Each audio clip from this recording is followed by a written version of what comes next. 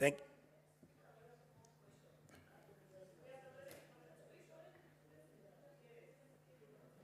Senator Onyonka? Thank you, Madam Speaker. CS,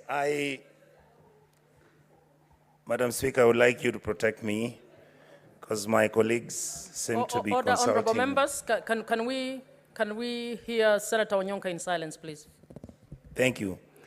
CS, I am happy to see you here today because I know you as a friend of mine and somebody I've worked with before.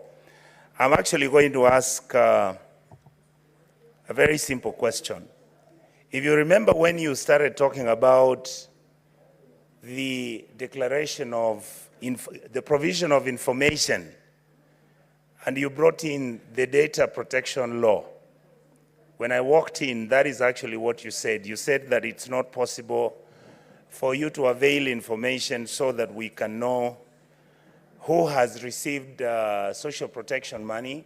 The reason for that, CS, is because the people of Kisii County that I represent have been asking me to give them the names of the people from the wards all the way to the sub-counties.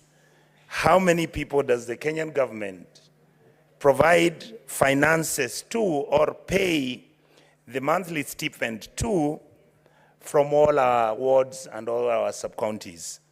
CS, I believe that the law doesn't stop you because essentially the argument you're making is that you cannot disclose that information, and I believe that could also be the clever way on how you're trying to justify and say that you can't give us the names of the people who have gotten jobs ever since the government started signing the bilateral agreements. CS, we want that list. The reason why we want that list is that Kenyans, we have a bad habit.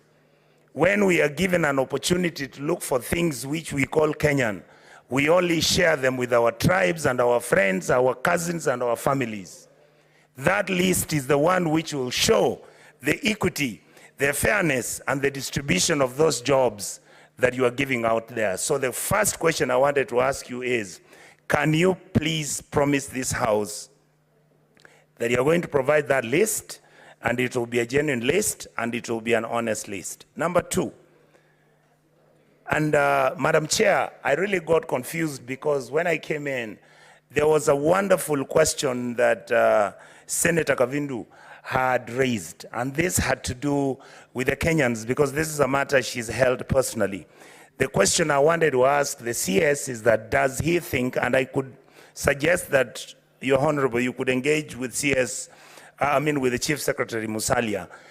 Do you think, or don't you think, that as we sit in this House, that it is actually us as a country, we are busy complaining how the American government has never compensated Kenyans who are injured from the bomb blast which took place.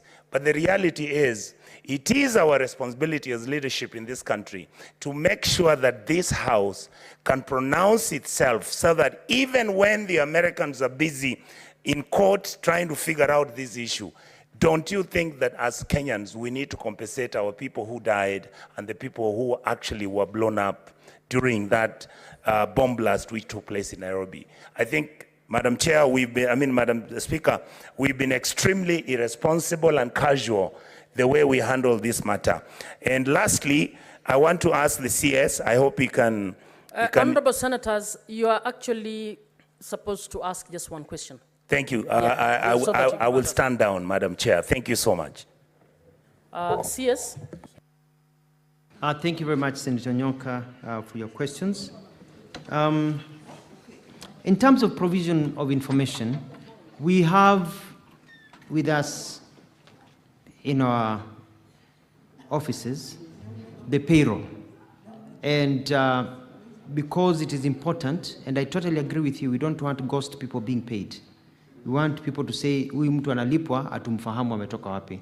I have no problem of any individual member of parliament in the National Assembly asking me, can you give me specific information, so that, because I can be able to give you that information so that you can be able to double check and ensure that those people that have been listed are within your area, so that you can also help me also identify. Maybe some have passed away and they're still being paid. Others are moved to other counties and they're still being paid under the name of your county, etc., etc. The other question that you asked about we don't have a problem giving the names of Kenyans who have gone overseas on these jobs. We have the list. So usually what happens that we dispatch them here. Our job is to get them the jobs. They go overseas, then we let diaspora now, because once they get into the plane and cross the Ethiopian border going north or Tanzania border going south, they become a diaspora issue, even as we follow up. But we are now keeping tabs to ensure we know where each Kenyan is and where they work, because any Kenyan who is in distress is important to us. And I can also ask my senior and brother Musalia Mudavadi, PCS, to provide that information. On the issue of our responsibility to also compensate, I think that's an issue that Parliament can engage in and bring it up as an issue, and so that it can also be budgeted for, and with proper research. So it can be budgeted for and money is put aside for that form of compensation by the Kenyan government.